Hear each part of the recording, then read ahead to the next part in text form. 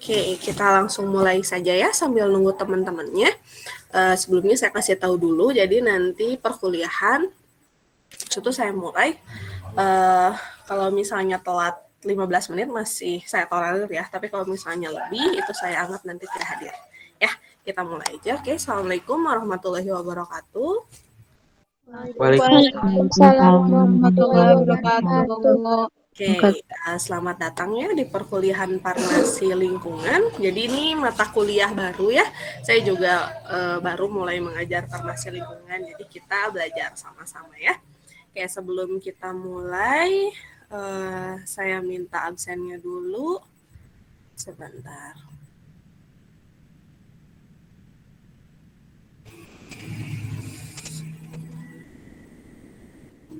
Oke, sambil nunggu teman-temannya yang lain, silahkan sambil isi absensi. Nanti untuk absensi, selain di Google Form, itu saya lihat juga di Meet. Jadi kalau misalnya di Google Form dia isi, tapi di Meet-nya dia tidak ada, itu saya anggap nggak hadir ya. Jadi kalau misalnya mau saya anggap hadir, itu harus ngisi Google Form. Itu ngisi Google Form hanya untuk data aja sih. Maksudnya kan saya nggak tahu juga siapa saja nama-nama yang hadir dan NPM-NPM-nya. Nah, tapi untuk cross-check, nanti saya akan lihat di Google Meet, itu siapa saja yang hadir. Ya, jadi kalau misalnya dia fiktif, asal isi di Google Form, tapi tidak ikut ke Google Meet, itu saya anggapnya tidak hadir. Ya, kita lanjut saja. Untuk perkuliahan hari ini akan dianggap 2 kali pertemuan, soalnya sekarang ada kontrak perkuliahan dan juga pendahuluan. Jadi nanti saya jelaskan dulu bagaimana aturan perkuliahan selama satu semester ke depan, dan juga nanti ada sedikit pendahuluan ya untuk perkuliahan kita ke depannya gitu. Jadi nanti perkenalannya dulu. Kita mulai saja sebentar. Oh, salah.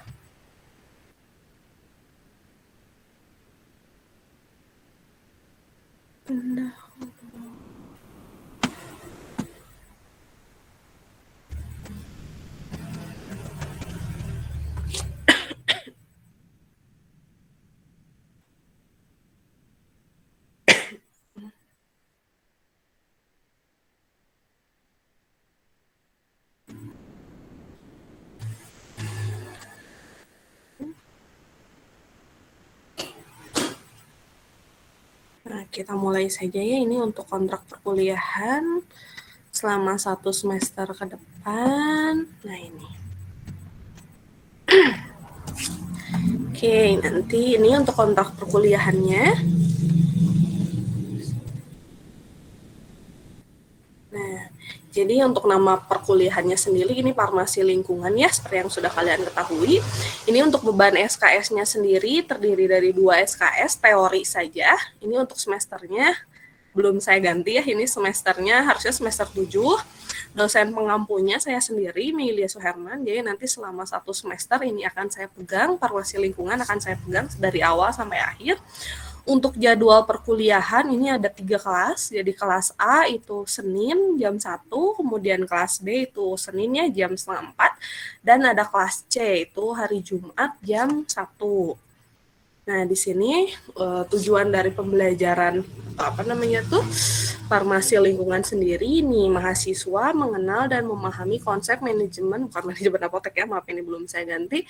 Ini dapat memahami tentang farmasi lingkungan, ini yang dimulai dari yang pertama RPS Farmasi Lingkungan. Jadi hari ini akan saya jelaskan. Kemudian tata tertib perkuliahan, kontrak perkuliahan, dan juga pendahuluan farmasi lingkungan. Makanya saya anggap pertemuan kali ini itu 2 pertemuan. Soalnya yang pertama ada kontrak perkuliahan dan juga ada pendahuluan. Kemudian nanti akan dilanjutkan dengan teori tentang jenis limbah laboratorium farmasi, rumah sakit, dan juga industri. Kemudian dilanjutkan dengan ekologi, kemudian ekosistem, terus ada new renewable energy, ada renewable energy, kemudian dilanjutkan dengan pencemaran lingkungan, limbah B3, pencemaran air, pencemaran tanah, pencemaran udara, lubang ozon, dan juga pemanasan global. Jadi ini nanti pokok-pokok bahasan yang akan kita bahas ya selama 1 semester ke depan. Nah, ini untuk pelaksanaan pembelajarannya, ini di breakdown lagi. Jadi nanti ini untuk minggu pertama dan kedua ya, jadi ada pendahuluan. Jadi yang pertama itu ada substansi yang akan saya jelaskan, itu tentang aturan perkuliahan dan cakupan materi. Kemudian nanti di pendahuluan ada tentang pengertian lingkungan, kemudian farmasi lingkungan, kemudian dijelaskan juga ruang lingkup farmasi lingkungan, pengenalan istilah penting di dalam farmasi lingkungan. Untuk metode pembelajarannya ini online ya, jadi dengan menggunakan Google Meet. Nanti juga untuk yang kelas Jumat ada kemungkinan dengan video dan juga sesi tanya jawab. Fasilitasnya ini ada LMS, Google Meet, Zoom ataupun YouTube. Nanti saya pilih salah satu. Nah, ini juga untuk pemberitahuannya untuk kedepannya. Mulai dari minggu depan itu semuanya diaksesnya dari LMS ya, jadi tidak nanti Google Meet atau link Meet-nya itu tidak akan saya share ke koor-koor kalian, tapi nanti kalian bisa mengakses langsung di LMS. Soalnya kan LMS ini nanti terintegrasi dengan absensi kalian disimak. Jadi kalau misalnya kalian buka LMS, klik link Meet yang ada di LMS, itu kalian secara otomatis akan masuk, absensi kalian tuh akan masuk gitu ya. Jadi tidak secara otomatis gitu, jadi tidak manual saya cek satu-satu terus nanti dikirimkan ke akademik. Tapi nanti secara otomatis kalau kalian mengklik LMS, masuk login ke LMS, nanti kalian secara langsung dianggap hadir. Nah, kemudian nanti ini minggu ketiga ya, bukan minggu kedua, jadi nanti ada jenis limbah, laboratorium, farmasi, rumah sakit, dan industri. Tapi ini walaupun minggu kedua, emang minggu ketiga maksudnya, tapi nanti untuk pembahasannya akan dibahas di minggu depan gitu ya. Kemudian substansinya akan dibahas, ini tentang pengertian limbah laboratorium farmasi, kemudian limbah di industri farmasi, kemudian dijelaskan juga jenis-jenisnya apa saja limbah-limbah di industri farmasi. Sudah jelas ya, tuh kita berhubungan dengan obat-obatan, jadi nanti apa saja sih si jenis-jenis limbahnya tuh. Kemudian pencemaran limbah farmasi dan penanganannya, jadi nanti akan dibahas tentang IPAL. Kalian akan mengenal yang namanya IPAL atau instalasi pengolahan air limbah. Itu biasanya di industri-industri farmasi sebelum air atau sebelum limbah yang berbentuknya air ya, cairan, itu bisa masuk ke sistem lingkungan, itu kita harus ada treatmentnya tersendiri supaya si limbah tersebut itu aman dan tidak menyebabkan masalah di lingkungan. Untuk metode pembelajarannya ini sama ya, nanti kuliah online, diskusi, tanya jawab, fasilitasnya juga masih sama, pakai LMS, Meet ataupun Zoom, dan juga nanti saya akan memanfaatkan YouTube. Kemudian untuk minggu ketiga atau pertemuan yang keempat, ini kita akan membahas tentang ekologi, bagaimana itu pengertian dari ekologi, kemudian habitat, komponen penyusun, dan macam-macam habitat itu seperti apa. Kemudian ruang lingkup ekologi seperti apa, dan hubungan ekologi dengan lingkungan. Sebenarnya ini materinya masih luas ya, kalau misalnya untuk ekologi, ekosistem ini tuh masih maksudnya jadi untuk tentang ilmu lingkungan gitu. Jadi ini kita dari umum dulu ke khusus. Jadi nanti ujung-ujungnya kita akan membahas tentang limbah-limbah farmasi yang seperti itu. Tapi kita harus kenal dulu dengan yang namanya ekologi itu apa, ekosistem itu apa ya. Untuk pembelajarannya masih sama, kuliah online, video dan juga tanya jawab. Untuk fasilitas juga sama ya, nanti saya memanfaatkannya itu dari awal sampai akhir LMS, Google Meet. Biasanya sih saya lebih sering pakainya Meet, soalnya kalau Zoom saya tidak punya yang premiumnya, jadi kalaupun pakai yang biasa yang tidak berbayar itu waktunya terbatas, jadi saya pakainya lebih banyak ke Google Meet. Dan juga biasanya saya suka pakai YouTube ya. Kemudian yang minggu keempat atau pertemuan kelima, ini kita akan membahas tentang ekosistem, di mana substansi yang akan dibahas ini mengenai pengertian ekosistem, komponen itu apa saja, macam-macam dari ekosistem, populasi, kemudian komunitas, ada suksesi, biosfer, terus lapisan biosfer ini untuk yang ozon ya. Nah, kemudian metode pembelajarannya masih sama. Nah, di sini ada new renewable energy, nanti pengertiannya itu apa, macamnya apa, dampaknya apa, konsepnya apa, tujuannya juga apa, itu nanti kita pelajari di pertemuan ke-6 atau di minggu ke-5. Kemudian untuk Yang keenam ini renewable energy, energi yang terbarukan. Kalau non-renewable itu energi yang tidak terbarukan. Nanti kita pelajari lebih lanjut. Nah, di sini untuk metode dan fasilitasnya hampir sama ya, bukan hampir sama, memang sama. Saya gunakan, saya lakukan kuliahnya online dan juga menggunakan Meet untuk fasilitasnya. Biasanya Meet sama YouTube. Nah, setelah itu, setelah kita masuk ke materi renewable energy, itu kita lanjutkan dengan UTS. Jadi setelah masuk ke materi renewable, itu minggu depannya kita masuk ke UTS. Jadi materi yang di UTS kan hanya sampai renewable energy. Nah, di sini setelah UTS kita lanjutkan lagi ke pencemaran lingkungan. Jadi di sini nanti saya lebih senang, maksudnya bukan lebih senang ya, jadi kita akan mengkhususkan ke cemaran-cemaran yang berasal dari farmasi ya, kan kita judulnya farmasi lingkungan, jadi nanti kita bakal lebih mengkerucutkan atau lebih membahas tentang pencemaran lingkungan yang disebabkan oleh farmasi. Nah, di sini pengertiannya nanti apa, ciri polutannya apa, pengaruh polutannya apa, dan baku mutu lingkungan itu seperti apa. Nah, untuk metodenya masih sama dengan kuliah online dan juga menggunakan Google Meet. Untuk pokok bahasan yang ke-9, jadi minggu ke-9 ya, nanti kita akan membahas tentang limbah B3. Jadi B3 itu berbahaya, beracun ya, jadi nanti ada pengertiannya, di pengertian limbah B3-nya, sumbernya juga karakteristiknya, dan pengelolaannya itu seperti apa. Nah, di sini pencemaran air, nanti akan dijelaskan lagi pencemaran air, pencemaran tanah. Nah, di sini nanti lebih difokuskan pencemaran air oleh,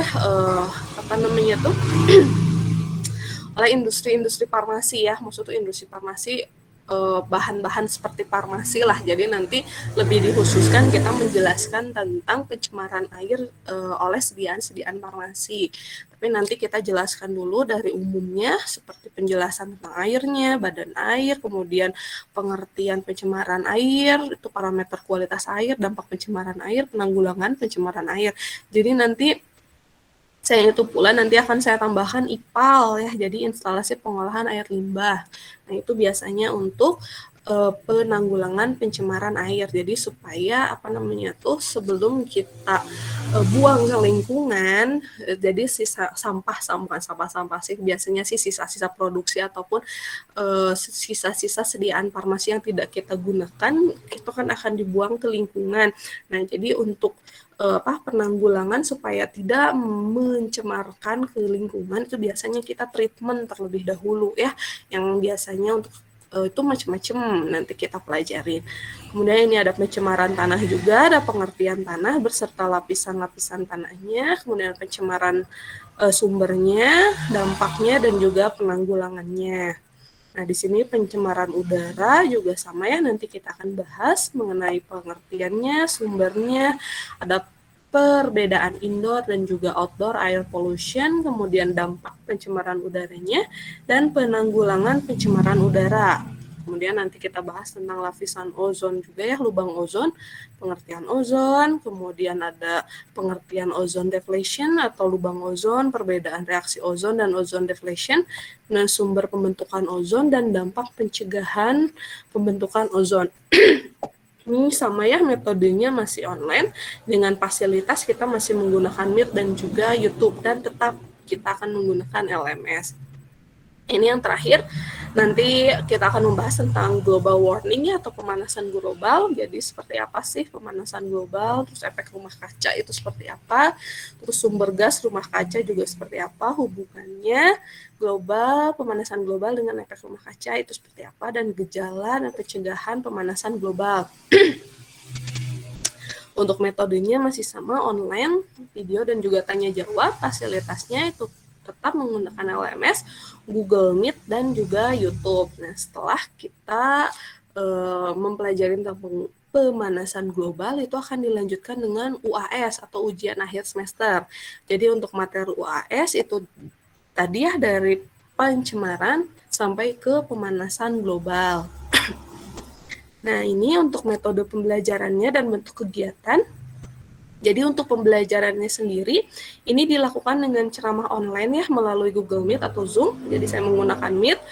Nanti juga saya akan menggunakan YouTube ya, kemudian ada sesi tanya jawab dan juga ada kuis. Jadi nanti saya tuh suka ada kuis kalau misalnya di akhir-akhir perkuliahan itu biasanya saya suka mengadakan kuis. Dan yang ini ya yang harus kalian pahami nih, nanti ada yang namanya tugas kelompok. Nah, di sini untuk tugas kelompok sendiri nanti mahasiswa itu akan dibagi menjadi 2 sampai 3 orang di dalam satu kelompok. Jadi nanti tidak terlalu banyak ya orangnya. Saya sih lebih suka supaya semua orang tuh bisa kebagian gitu ya. Terus kepada masing-masing kelompok ini nanti akan diberi tugas untuk membuat suatu video pembelajaran dengan topik yang telah ditentukan. Jadi nanti akan saya siapkan topiknya apa yang harus kalian buat. Nanti kalian buat video pembelajarannya dan nanti saya yang akan nilai. Terus kemudian dibuat video untuk semua topik diskusi. Ini ada jenis limbah, ada jenis limbah farmasi, rumah sakit, industri, ada ekologi, ekosistem, renewable energy, pencemaran lingkungan, limbah, pencemaran air, tanah, udara, lubang ozon, dan pemanasan global. Nah, di sini ini untuk satu topik pembelajaran ini dibuat oleh 2 sampai 3 kelompok. Video pembelajaran yang terpilih untuk disajikan itu akan secara otomatis mendapatkan nilai 90 untuk nilai tugasnya. Jadi nanti ini akan saya bagi-bagi, ini koor ya, nanti saya minta tolong ke koor, nanti dibagi-bagi orangnya itu bukan per kelas ya, tapi saya per angkatan, bukan angkatan, ya maksud itu kelas A, kelas B, kelas C gitu. Jadi nanti dikumpulkan berapa orang, nanti dibagi-bagi. Satu kelompok itu hanya 2 sampai 3 orang. Dan nanti itu satu topik pembelajaran itu akan dibuat 2 sampai 3 kelompok. Kalau misalnya nanti kelompok yang terbentuknya cukup banyak, itu saya minta bikinnya satu topik 3 kelompok. Tapi kalau misalnya sedikit ya sudahlah, misalnya 2 kelompok juga tidak apa-apa. Nah, nanti video yang kalian buat dengan topik yang saya pilihkan itu nanti kalian kirimkan ke saya, itu nanti saya akan nilai ya. Jadi akan nilai itu mengenai ketepatan materi ya, kesesuaian materi yang saya berikan dengan video kalian yang kalian bikin. Kemudian saya juga melihat kreativitas dari kalian ya, apakah itu menarik atau tidak. Kemudian dari penjelasannya apakah mudah dipahami atau tidak. Nanti videonya akan saya pilih. Jadi saya akan lihat, saya akan pilih, akan nilai. Nah, video pembelajaran yang terpilih nanti yang saya upload di YouTube itu nanti akan secara otomatis nilainya 90 untuk tiap orangnya ya. Jadi untuk tugasnya itu nilainya 90. Nah, di sini untuk perencanaan evaluasi pembelajaran, jadi hasil pembelajaran ini dapat diukur dari evaluasi yang dilakukan meliputi aktivitas diskusi, nanti keaktifan bertanya, menjawab, dan penguasaan materi. Jadi nanti setiap kali ada video yang saya upload, nanti video yang saya upload itu akan, maksud itu video pembelajaran itu akan saya pilih dan saya upload sebelum perkuliahan dimulai. Jadi nanti kalian baca dulu, tonton dulu videonya dan nanti ada sesi diskusi. Ya, jadi di sesi diskusi itu adalah waktu kalian untuk mendapatkan nilai keaktifan itu lumayan cukup tinggi ya kalau dari saya. Jadi kalau misalnya kalian aktif itu pasti nilainya insya Allah bakalan bagus. Nilai itu juga nanti untuk membantu di UAS kalian dan juga nilai UTS kalian ya. Nah, terus di sini juga ada video pembelajaran, kuis, dan ujian akhir semester. Nah, jadi selain kalian membuat video pembelajaran, nanti ada sesi diskusi. Jadi pas waktu perkuliahan itu kita lakukan dengan sesi diskusi, itu kalian bisa mendapatkan nilai dari situ ya. Dan setelah selesai sesi diskusi nanti ada kuis. Jadi tetap ya saya mau melihat pemahaman kalian, apakah kalian tuh menonton atau tidak si video tersebut. Takutnya kalian hanya menontonnya nanti aja gitu, pas udah UTS nanti aja saya tonton. Itu tidak seperti itu ya, tetap saja selesai perkuliahan biasanya saya suka ada kuis, dan kuisnya tuh itu tidak jauh-jauh apa yang ada di video pembelajaran yang teman kalian bikin dan yang saya pilih ya. Nah, di sini untuk penilaiannya ini aspeknya absensi ya, sudah umum ya, jadi absensinya 10%. Jadi nanti saya melihat absensinya dari Google Meet, apakah dia hadir atau tidak. Kalau misalnya hanya mengisi Google Form tapi Google Meet-nya tidak ada, itu saya anggap tidak hadir. Lumayan ya ini 10%.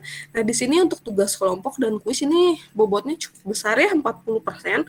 Jadi kalau misalnya kalian mendapatkan nilai 90 dari nilai kelompok atau nilai kuis, itu udah cukup bagus ya, udah membantu nilai ujian akhir kalian di UTS dan UAS. Nah, untuk ujian akhir UTS UAS ini 50% dibagi 2. Jadi UTS 25, UASnya 25, sehingga totalnya 100%. Nah, makanya di sini untuk tugas kelompok ini saya tekankan ya, kalian bikin semaksimal mungkin dan sebaik mungkin. Soalnya nilainya itu cukup besar, 90, dan kalau misalnya untuk aspek penilaian, bobot penilaiannya itu cukup besar juga, 40%. Jadi kalau misalnya nilai kalian sudah besar dari kuis, insya Allah ya itu bakalan membantu sekali hasil ujian kalian. Nah, di sini untuk penilaian berdasarkan standar ini sudah ditetapkan ya dari akademik, jadi sudah tidak bisa saya robah-robah lagi. Ini nilainya A jika di atas 80 ya. Jadi kalau misalnya di bawah 80 itu sudahlah tidak berharap nilai A ya. Untuk B ini 70 sampai 79, kemudian C-nya 60 sampai 69, D-nya 50 sampai 59 dan E-nya itu 49. Nah, jadi kalian maksimalkan ya untuk UAS sama UTS juga pasti ya harus kalian pelajari, maksudnya harus kalian maksimalkan. Nah, tapi di sini ini bobot yang paling tinggi nih ada ada di tugas kelompok dan juga kuis ya. Jadi kalian maksimalkan juga. Jadi tetap saja kalian bikin, maksudnya setelah bikin video pembelajaran, nanti tetap kalian yang tidak membuat video pembelajaran itu harus tetap menonton dan harus tetap mempelajari supaya mendapatkan nilai kuis yang tinggi juga ya. Jadi tetap kalian harus belajar setiap hari. Maksudnya belajar setiap kali pertemuan. Nah, ini beberapa daftar pustaka ya yang saya gunakan, yang bisa kalian gunakan juga. Ini banyak ya tentang ekologi, tentang ilmu lingkungan, ekologi lingkungan hidup, environment chemistry, kemudian ada environmental science, terus ada principle of environmental science. Ini banyak ya, kalian bisa cari-cari juga di pustaka lainnya. Di googling juga kalian boleh ya, banyak bisa kalian manfaatkan. Oke, itu yang bisa saya sampaikan untuk kontrak perkuliahan. Ada yang mau ditanyakan dulu nggak sebelum kita lanjut ke pendahuluan? Assalamualaikum Ibu. Waalaikumsalam. Izin bertanya. Boleh, Sok. Ini mau nanya apa, Sok? Ibu kan ada 2 pertanyaan dari ini. Yang pertama, kan misalkan tadi keterlambatan absensi 15 menit itu sudah tidak dianggap hadir. Nah, misalkan kan jaringan kita nggak stabil. Nah, bagaimana? Bukan kenapa. Kalau misalkan keluar tiba-tiba kita udah masuk, tapi keluar. Nah, otomatis kan pasti masuk lagi. Nah, itu bakal otomatis masuk lagi. Atau kita harus lapor dulu misalkan di koordinator bahwa tadi kita udah masuk tapi mau masuk lagi teh belum di ACC sama ibu misalkan karena atau gimana yang pertama itu. Terus kalau yang Suaranya kecil ya, Ai bisa diperbesar nggak? ya, ibu gimana? Udah jelas? Sebentar ya, saya jawab dulu salah satu ya, soalnya ini kurang jelas juga ya, saya nggak tahu dari AI-nya yang kurang jelas apa laptop saya yang bermasalah. Oke, untuk masalah absen, tadi kan 15 menit ya saya tolerir. Kalau misalnya masalah keluar, sebenarnya ini kan saya Google Meet-nya pakai Meet yang kampus ya, pakai yang MIPA, pakai yang dari Uniga. Kalau misalnya kalian pakai email yang Uniga, itu kalau misalnya keluar kalian masuk, itu biasanya otomatis kalian masuk lagi, tidak apa-apa, gak usah saya ACC juga nggak apa-apa, itu bisa masuk langsung. Kalau misalnya tidak pakai yang Uniga, nggak apa-apa juga sih, nanti saya ACC aja, nggak apa-apa lah, nanti di tengah-tengah juga saya ngeklik juga nggak apa-apa.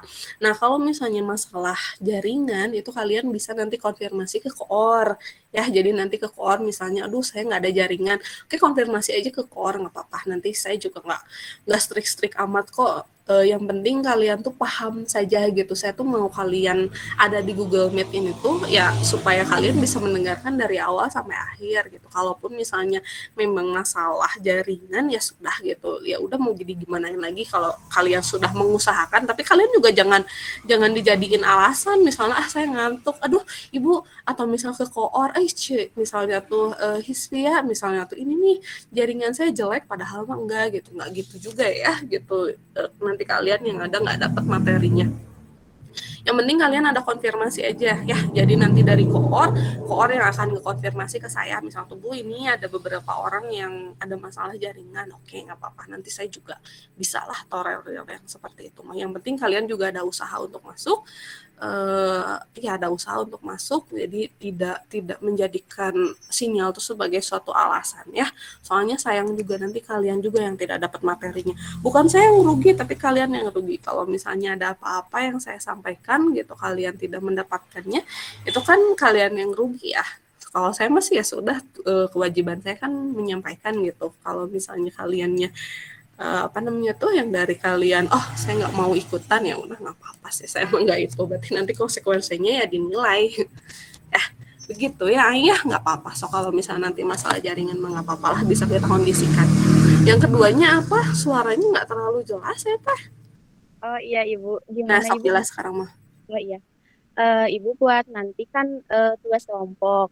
Nah, kan tadi tuh Ibu udah menjelaskan masalah buat topik-topiknya bisa jadi 2 sampai 3 kelompok satu topik.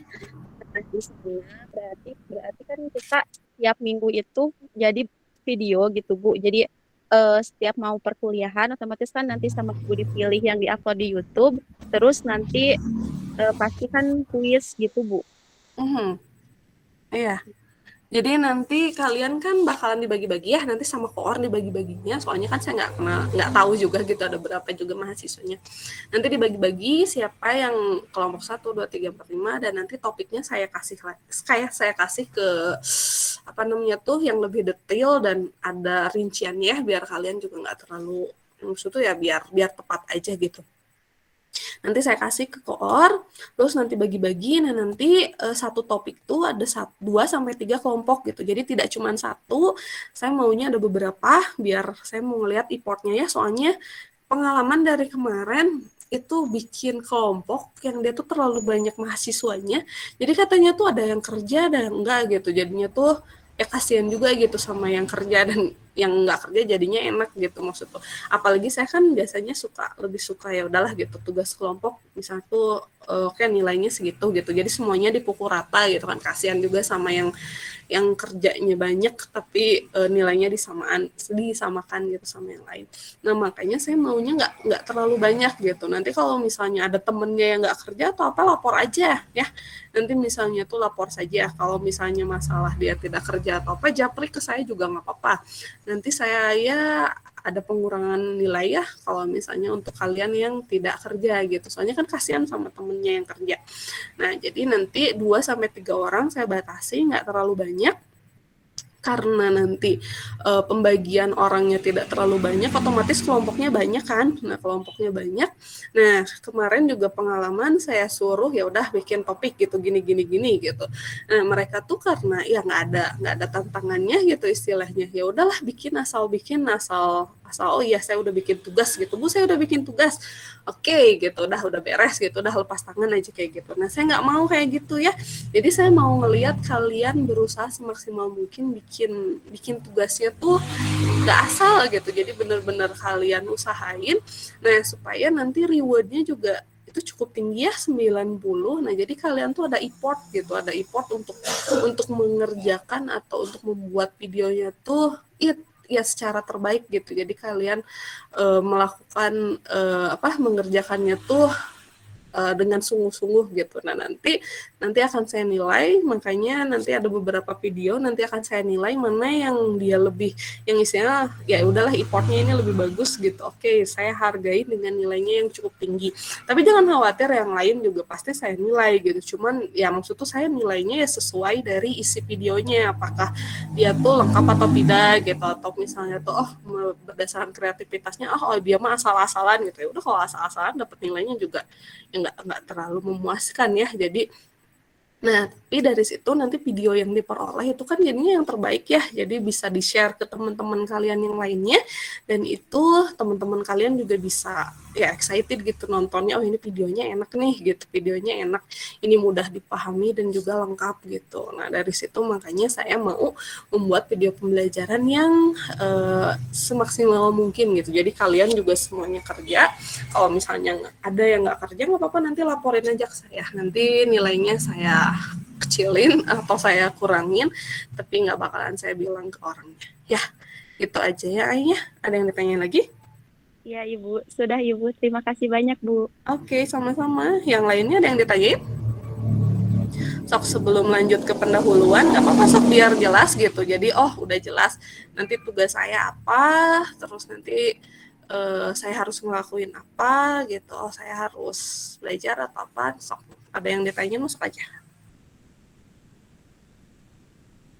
Soalnya saya lihat juga waktunya cuma sedikit ya, 30 menit untuk satu kali pertemuan. Maksudnya 30 menit untuk satu SKS dan 2 SKS tuh 60 menit.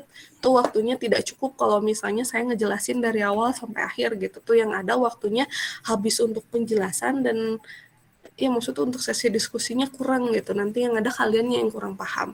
Jadi nanti videonya akan saya upload sebelum jam kuliah. Kalian bisa tonton dulu. Nah, kalian bisa tonton dulu dan kalian bisa pelajari. Dan pas jam kuliahnya itu kita lakukan dengan sesi diskusi. Nah, sesi diskusi itu nanti bisa dipergunakan untuk kalian supaya bisa mendapatkan nilai tambahan. Jadi kalau misalnya nanti kelompok yang tidak terpilih nih misalnya saya kelompok 1, 2, 3, misalnya topiknya tentang pencemaran air gitu. Yang saya pilih misalnya kelompok 3 atau kelompok 3 misalnya. Berarti kelompok 3 itu nilainya udah 90.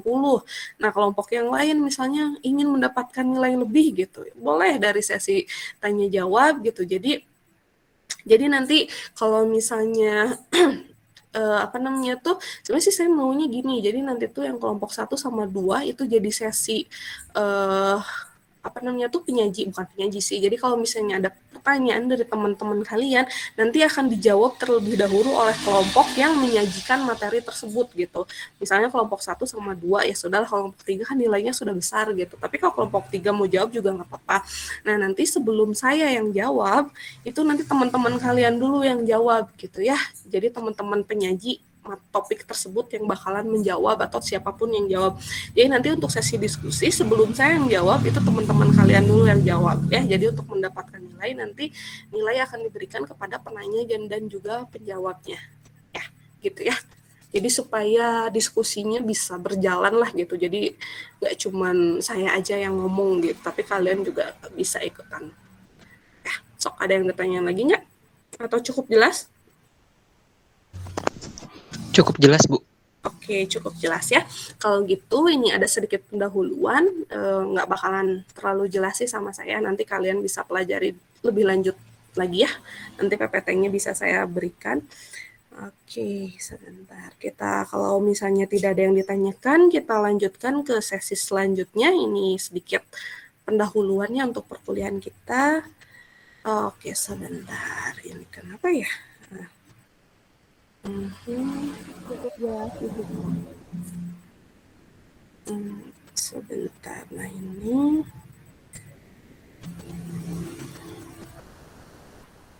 oke. Nah, udah bisa ya presentasi. Nah, kita lanjutkan ke pendahuluan ya. Nah, ini pendahuluan tentang farmasi lingkungan. Nah, di sini pendahuluan, ini sebenarnya kalau untuk farmasi lingkungan sebenarnya materi yang bisa dibaca ya, tapi nggak apa-apa lah saya baca. Ini lingkungan atau environment, ini merupakan suatu bagian dari alam yang mengelilingi dan dapat mempengaruhi sistem yang dikelilinginya. Ini berasal dari kata environner, berasal dari bahasa Perancis yang berarti mengelilingi, jadi sekeliling gitu ya. Nah, sistem dan lingkungannya ini merupakan bagian dari alam semesta. Nah, sistem merupakan objek kajian, misalnya manusia, hewan, tumbuhan, dan lain-lainnya. Nah, segala sesuatu yang ada di alam ini saling berhubungan satu dengan yang lainnya. Ini sebenarnya materi tentang masih materi umum ya, tentang lingkungan yang seperti itu. Nah, di sini juga ada hubungan antara manusia dengan manusia, manusia dengan hewan, manusia dengan tumbuhan, dan manusia dengan benda-benda mati yang berada di sekitarnya. Makanya environment itu sekitar gitu. Dari pengertiannya itu sekitarnya antara manusia dengan manusia, manusia dengan hewan, ataupun manusia dengan tumbuhan dan benda-benda lainnya. Nah, demikian pula ada hubungan antara tumbuhan dengan tumbuhan lain, tumbuhan dengan hewan, tumbuhan dengan benda-benda lainnya. Nah, jadi istilahnya lah di sini mah di sekitar kita ya istilahnya. Nah, kenyataan inilah yang mendorong McFadden untuk mengambil kesimpulan bahwa ada hubungan timbal balik antara makhluk hidup dengan lingkungannya, itu lingkungan. Nah, di sini juga kita akan mengenal yang namanya ekologi. Nah, ekologi ini merupakan ilmu pengetahuan yang mempelajari hubungan timbal balik ini disebut ekologi. Jadi hubungan yang mempelajari timbal balik antara makhluk dengan lingkungannya itu disebut dengan ekologi. Nah, ekologi sendiri ini berasal dari kata oikos, rumah atau tempat, habitat, dan juga logos. Logos itu ilmu. Ya, jadi ilmu pengetahuan yang mempelajari tentang tempat tinggal atau habitat ya. Istilah ekologi ini pertama kali digunakan oleh Henry B. Thoreau pada tahun 1858. Ini teori saja ya, jadi kalian semua bisa baca juga. Ekologi ini didefinisikan ini sebagai ilmu yang mempelajari organisme di tempat tinggal atau di habitatnya atau lingkungannya. Nah, ini juga ada ya William H. Matthew ini menyatakan ekologi fokus the interrelation between living organism and their environment. Jadi mempelajari hubungan antara organisme yang hidup dengan lingkungannya. Nah, di sini ekologi juga dibedakan menjadi dua kelompok, ada autoekologi, ini ekologi yang mempelajari satu jenis spesies makhluk hidup dengan lingkungannya, misalnya ekologi manusia, ekologi tumbuhan, dan ada sinekologi yang mempelajari beberapa makhluk hidup dan habitatnya, misalnya ekologi hutan, ekologi pesisir. Jadi sinekologi ini lebih luas ya, jadi kalau misalnya ekologi ini yang mempelajari hanya manusia saja, terus tumbuhan saja. Tapi kalau sinekologi ini di hutan, dan di hutan kan biasanya tidak cuma satu makhluk aja atau satu spesies saja. Makanya di sini sebutnya mempelajari beberapa makhluk hidup di habitatnya. Nah, di sini untuk bagi manusia juga lingkungan merupakan segala sesuatu yang ada di sekitarnya, baik berupa benda hidup atau living organism, kemudian ada benda mati, non-living organism, benda nyata, benda abstrak, misalnya sosial budaya, serta kondisi yang terbentuk karena adanya interaksi di antara komponen-komponen lingkungan yang tadi. Nah, pada dasarnya komponen lingkungan, air, udara, tanah, sosial budaya, dan lain-lain itu tidak dapat dipisahkan satu dengan lainnya karena tidak ada pembatas yang nyata antara masing-masing komponen dan merupakan suatu kesatuan atau ekosistem. Jadi ekosistem merupakan suatu kesatuan di antara komponen-komponen lingkungan tersebut. Nah, di sini nih air tidak dapat dipisahkan dari udara. Hanya faktanya di dalam udara terdapat uap air. Demikian juga di dalam air terdapat gas-gas yang terlarut.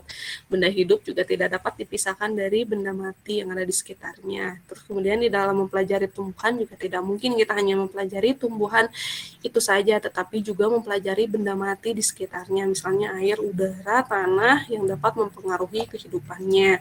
Ini disebutnya ekosistem ya. Tadi juga dari pengertian lingkungan itu sekitarnya. Jadi ya bukan hanya mempelajari si makhluk tersebut. Nah, ruang lingkup ekologi ini dimulai dari ada individu yang merupakan organisme tunggal seperti manusia, kucing, tikus, tapi seekor ya, misalnya seorang manusia, seekor kucing, seekor tikus, sebatang pohon, dan sebagainya, individu, jadi dia perseorangan. Nah, kemudian ada populasi juga, ini kumpulan dari individu sejenis yang hidup pada suatu daerah dan waktu tertentu, misalnya populasi pohon kelapa di Kelurahan Dago, berjumlah 2.500. Terus ukuran populasi berubah sepanjang waktu. Perubahan ukuran populasi persatuan waktu disebut dinamika populasi atau perubahan populasi. Jadi di sini ada individu itu perseorangan, kemudian ada populasi itu kumpulan individu, jadi satu jenis ya. Jadi kalau misal populasi manusia, jadi tidak bisa kita sebut populasi manusia itu kita hitung kucingnya, kita hitung kambingnya gitu kan, seperti itu tidak bisa. Jadi ada populasi manusia, populasi kucing, ya populasi tikus gitu, itu beda-beda. Kemudian ada yang dinamakan juga komunitas. Ini komunitas adalah kumpulan berbagai populasi yang hidup pada suatu daerah dan waktu tertentu yang saling berinteraksi dan mempengaruhi satu sama lain. Nah, kalau komunitas ini lebih luas ya. Jadi komunitas ini bisa bermacam-macam, misalnya dalam komunitas dia terdiri dari populasi manusia dan juga populasi kambing, misal tuh berarti itu orang tersebut misal tuh dia tinggal di peternakan gitu, misalnya tuh ada kambingnya, ada manusianya, jadi itu satu komunitas gitu. Kemudian ada ekosistem juga merupakan suatu hubungan interaktif antara komunitas dengan lingkungannya. Ekosistem terdiri dari komponen biotik dan komponen abiotik. Jadi di sini komponen biotik ini biasanya dinamakan komponen hidup dan komponen abiotik itu yang tidak hidup. Jadi kata A itu kan tidak ya. Jadi kalau misalnya biotik itu kan hidup. Jadi abiotik itu tidak hidup ya. Jadi kalau misalnya ada yang kayak ada AA gitu, itu artinya tidak ya. Nah ini gambarannya ya, gambaran tingkatan organisasi makhluk hidup. Jadi ada tingkat sel, kalau tingkat sel ini nggak terlalu dibahas, maksudnya tidak terlalu tidak masuk ke sini ya. Terus ada individu itu satu orang, kemudian ada populasi, dia ada kumpulan ya, jadi ada beberapa kumpulan dari individu. Jadi ini ada yang satu, ini masih sama anjing ya. Jadi yang pertama individunya anjingnya satu, yang kedua ini anjingnya ada 3 gitu. Kemudian ada komunitas. Nah ini komunitas kumpulan dari populasi ini. Jadi selain anjing juga dia ada macam-macam, ada kucing juga di situ. Jadi tidak cuma kumpulan anjing saja. Kemudian di ekosistem, nah di sini juga di ekosistem ini lebih banyak lagi ya kumpulan dari komunitasnya itu di suatu daerah. Nah, di sini untuk komponen penyusun ekosistem, ada komponen biotik ini yang hidup, ini biasanya terdiri dari produsen, konsumen, sama dekomposer atau pengurai.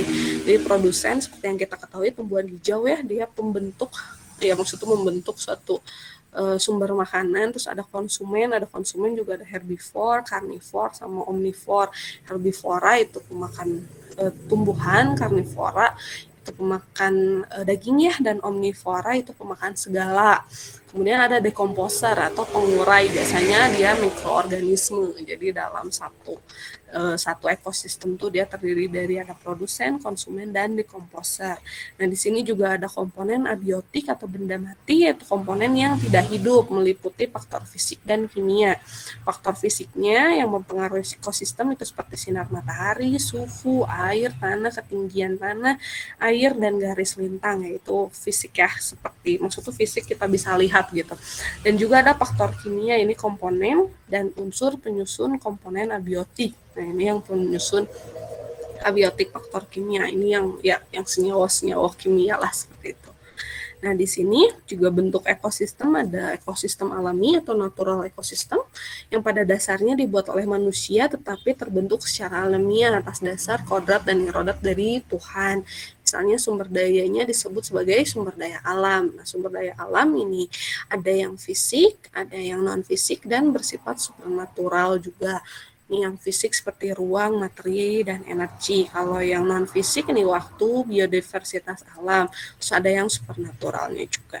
Nah, di sini ada ekosistem buatan, ini merupakan hasil karya. Nah, buatan kan dibuat oleh kreasi manusia terhadap ekosistemnya. Nah, di sini manusia sangat mendominasi keadaan lingkungan, namun tetap harus tunduk kepada hukum alam. Nah, sumber dayanya disebut sumber daya buatan hasil kreasi, akal, dan budi manusia, seperti kebudayaan, filsafat, ilmu pengetahuan, dan juga teknologi. Untuk klasifikasinya, di sini ekosistem ini diklasifikasikan berdasarkan jenis komponen biotik seperti ekosistem hutan, ekosistem padang rumput, ekosistem pantai, dan lain-lain.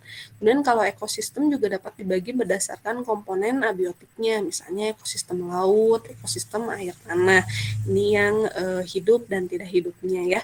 Nah, di sini juga ekosistem dapat ditinjau dari ruang atau sfer, yaitu ada ruang udara, atmosfer, ruang air, hidrosfer, ruang yang berisi organisme hidup, biosfer, dan juga ada ruang tanah dan batuan. litosfer.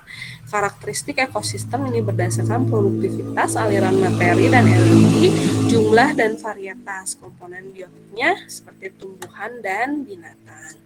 Nah, di sini nih ada kaidah umumnya ya dalam ekologi. Ini semua komponen biotik yang ada di dalam lingkungannya ini berada dalam keadaan kesetimbangan yang dinamik. Komunitas biotik ini mengalami perubahan secara dinamis mulai dari dilahirkan, muda menuju tahap matang, dewasa atau tahap klimaksnya. Jadi tidak statis ya, jadi ini dinamik. Komponen biotik itu terus tumbuh, jadi dia tidak stagnan atau tidak statis diam di, maksudnya kalau bentuknya bayi ya udah bayi gitu, tapi komponen biotik ini mengalami perubahan yang secara dinamis gitu, jadi mulai dari muda, remaja, muda, anak-anak, misalnya bayi, anak-anak, remaja, dewasa gitu, dan sampai ke tahap akhirnya. Nah, sebagai akibat adanya saling hubungan dan ketergantungan antar semua komponen ekosistem itu tumbuhan dan binatang ini mempunyai kecenderungan untuk bersatu membentuk suatu complementary patient. Spesies tumbuhan, binatang, dan manusia ini secara individual dapat bertoleransi atau beradaptasi terhadap kondisi lingkungannya sampai batas tertentu. Nah, ini juga ada proses dalam ekosistem ya. Jadi dalam aspek-aspek fundamental suatu ekosistem ini menunjukkan berbagai proses seperti sirkulasi, transformasi, akumulasi materi energi melalui organisme berdasarkan aktivitas. Prosesnya seperti fotosintesis, respirasi, predasi, dekomposisi yang merupakan aktivitas biologi yang penting sehubungan dengan proses tersebut. Sebentar ya. Kondisi ada yang penting.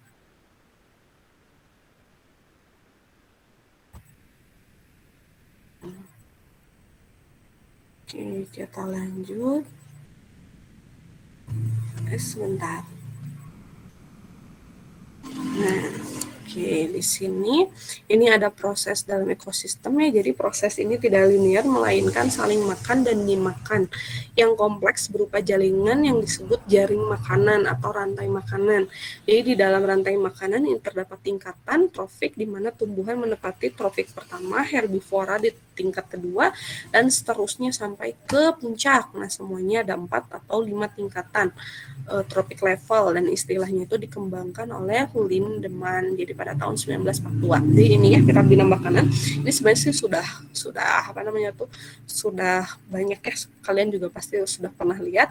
Ini rantai makanan, piramida makanan ya. Jadi di sini ada bakteria yang paling bawah, kemudian di sini juga ada tumbuhan, kemudian tumbuhan juga sebagai produsen, nanti ada konsumen primer itu biasanya hewan, kemudian ada konsumen sekunder itu biasanya yang yang hewan-hewan buas ya, yang maksudnya yang memakan konsumen primer.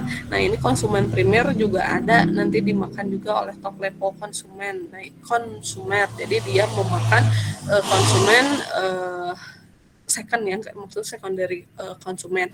Nah, ini biasanya yang top level ini di sini ada hewan buas ya, misalnya kayak namanya tuh di sini tuh ada macan gitu seperti itu. Tapi biasanya yang paling tinggi itu manusia ya, biasanya yang top level itu tuh biasanya manusia. Nah, di sini juga lingkungan hidup. Nah, lingkungan hidup merupakan sistem kehidupan yang merupakan suatu kesatuan ruang dengan semua benda, daya, keadaan, serta makhluk hidup, termasuk manusia, perilaku yang mempengaruhi kelangsungan perikehidupan dan kesejahteraan manusia dan makhluk hidup lainnya. Ini berdasarkan Undang-Undang Lingkungan Hidup. Istilah lainnya ini alam sekitar, milde, ini cuma ini ya. Nah, di sini masalahnya, nah, ini lingkungan menyediakan berbagai sumber daya yang diperlukan manusia, maka seolah-olah manusia bebas memanfaatkan sumber daya dan lingkungan tersebut. Nah, anggapan antropocentris inilah yang menimbulkan malapetaka karena menimbulkan masalah lingkungan yang utama berupa kerusakan dan juga pencemaran lingkungan. Nah, karena itulah eksistensi manusia akan terancam oleh dampak negatif dari pencemaran dan kerusakan lingkungan yang disebabkan oleh perilaku manusia juga. Pemecahan atas masalah ini harus dilakukan secara interdisiplin dan lintas sektoral. Nah, di sini ya yang jadi masalah lingkungan hidup. Jadi karena kita manusia yang menganggap diri kita kita merupakan puncak dari rantai makanan itu dan bisa memanfaatkan semua sumber daya yang ada, itu manusia seolah-olah merasa bebas memanfaatkan sumber daya alam tersebut, namun kadang tidak maksudnya jadi kadang tidak memikirkan gitu dampak apa yang terjadi ke lingkungan tersebut, hanya bisa memanfaatkan tanpa melakukan pemeliharaan gitu. Nah, karena itulah banyak masalah yang timbul seperti kerusakan, pencemaran lingkungan yang sebenarnya ujung-ujungnya itu bakalan mengancam atau istilahnya yang bakalan berbalik ke manusia tersebut juga gitu. Misalnya kalau kayak kita misalnya kebanyakan memanfaatkan sumber daya di hutan, misalnya tuh mengambil si pohon-pohon tanpa melakukan reboisasi. Nah, karena kita mengambil pohon-pohon tersebut itu sehingga tidak ada proses penyerapan air. Jadi air langsung masuk ke lingkungan atau langsung ke rumah-rumah dan menyebabkan banjir. Dan itu juga bisa menjadi malapetaka, bisa menyebabkan kematian juga ya kalau misalnya yang datangnya banjir bandang. Jadi itu ya yang harus kita maksudnya dari ilmu lingkungan ini kita harus bisa belajar bagaimana cara menanggulangi kerusakan dan juga pencemaran lingkungan tersebut sehingga ya nantinya tidak bakalan berdampak negatif ke manusia atau kepada kita sendiri. Nah, di sini manusia merupakan bagian dari ekosistem. Jadi kita tuh bagian dari ekosistem dan manusia juga sebagai pengelola dari ekosistem tersebut. Nah, interaksi manusia dengan lingkungan itu merupakan proses yang wajar dan terlaksana sejak manusia itu dilahirkan hingga akhir hidupnya. Manusia membutuhkan daya dukung dari lingkungannya untuk kelangsungan hidupnya. Nah, masalah lingkungan sebenarnya itu sudah ada sejak dulu dan dihadapi di bumi. Namun karena daya dukung lingkungan masih baik, maka masalah tersebut tidak terlalu nyata dirasakan. Nah di sini juga jadi sebenarnya memang dari dulu juga lingkungan tuh ya maksudnya kalau kita tidak menjaga itu ada gitu. Maksudnya masalah tuh sebenarnya dari dulu gitu. Cuman karena ya kita tidak terlalu terasa gitu. Justru bumi tuh malah lama-lama makin ya istilahnya bumi itu makin lama makin tua gitu. Jadi kalau misalnya tidak ada rasa peduli kita terhadap lingkungan, ini yang ada malah manusia tuh istilahnya terus-terusan mengeksploitasi untuk keperluan dirinya dan menyebabkan kerusakan yang lebih parah ke bumi kita. Nah, di sini masalah lingkungan yang secara umum, ini yang pertama ada pencemaran dan kerusakan lingkungan.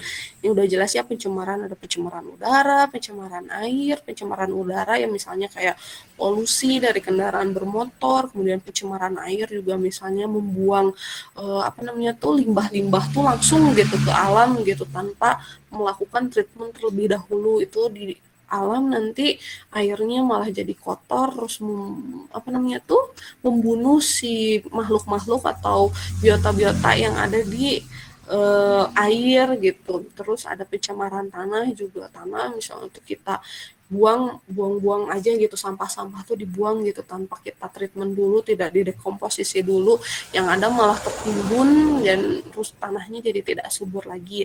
Terus ada overpopulasi, ini terlalu banyak juga ya populasi dari manusia. Terus ada overkonsumsi juga. Nah, ini kita overkonsumsi, kita terus-terusan saja mengambil sumber daya yang dari alam tanpa kita melakukan reboisasi ya maksudnya, atau tanpa kita menanam ulang lah misalnya. Terus distribusi penduduknya yang tidak merata. Nah, ini ya jadi misal kebanyakan kayak Indonesia kan terlalu banyak di Jakarta gitu. Jadi pencemaran lingkungan tuh malah makin banyak gitu di daerah tersebut gitu. Terus kemiskinan, teknologi tidak selalu dapat menyelesaikan semua masalah lingkungan. Dan di sini juga krisis politik dan manajemen ekonomi. Kemudian berkurangnya peranan kearifan lokal atau sosial budaya dalam pengelolaan lingkungan. Jadi lebih banyak kita tuh merusak lingkungan daripada kita menjaga lingkungan. Nah, di sini cara pandang terhadap masalah lingkungan ini dalam 3 dasawarsa terakhir ini telah terjadi perubahan cara pandang dunia terhadap lingkungan. Nah, ini pada tahun 60-an ini masalah lingkungan hanya dipandang sebagai masalah lokal akibat pencemaran industri di perkotaan saja. Jadi tahun 60 tuh dianggapnya lingkungan, masalah lingkungan hanya berasal dari perkotaan saja karena adanya pencemaran dari industri. Dan ternyata pada tahun 70-an ini masalah lingkungan ini dipandang sebagai masalah global seperti pemanasan global, perubahan iklim, hujan asam, dan kerusakan lapisan ozon.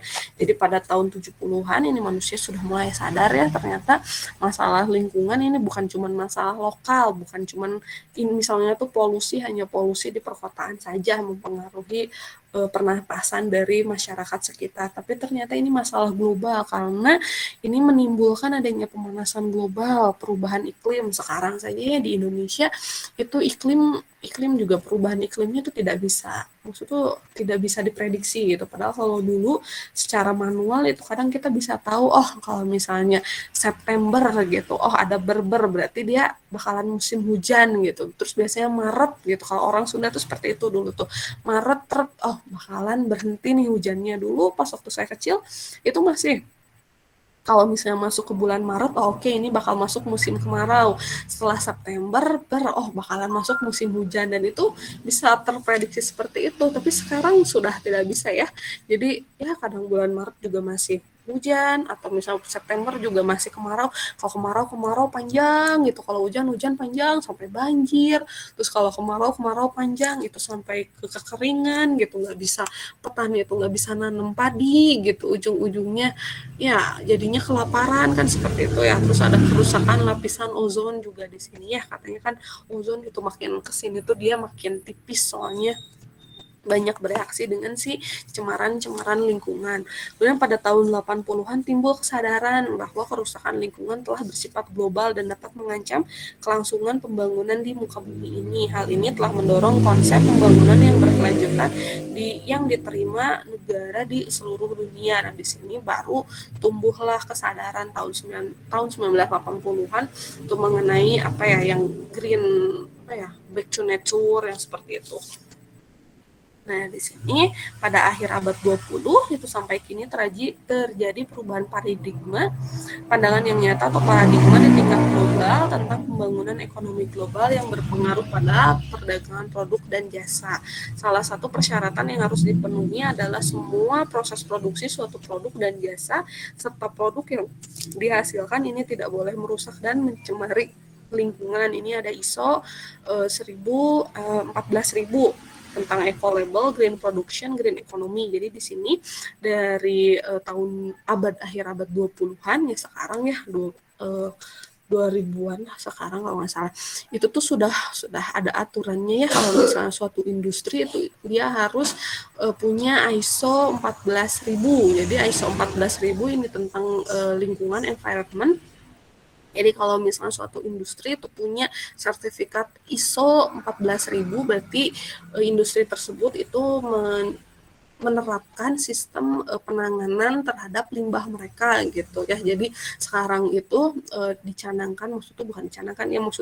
diberikan aturan supaya setiap industri yang melakukan proses produksi itu dia harus memperhatikan lingkungan. Jadi sebelum dia mengeluarkan atau membuang limbahnya itu harus dipastikan bahwa limbah yang dibuang ke lingkungan itu sekiranya sudah aman atau sekiranya dia tidak merusak ke lingkungan. Nah, di sini juga isu pelestarian, perlindungan lingkungan hidup, dan pembangunan yang berkelanjutan atau sustainable development dijadikan prasyarat bagi setiap negara yang ikut di dalam perdagangan dunia. Nah, di sini kita masuk ke farmasi dan lingkungan. Nah, di sini ilmu lingkungan atau environment science ini merupakan kajian yang mempelajari interaksi komponen fisik, kimia, dan geologi dari lingkungan yang difokuskan pada pencemaran, degradasi, dan dampaknya terhadap biodiversitas dan kelanjutannya dari pengembangan lokal maupun global. Ekologi ini merupakan dasar pijakan dari ilmu yang mempelajari hubungan tersebut antara makhluk hidup dengan lingkungannya.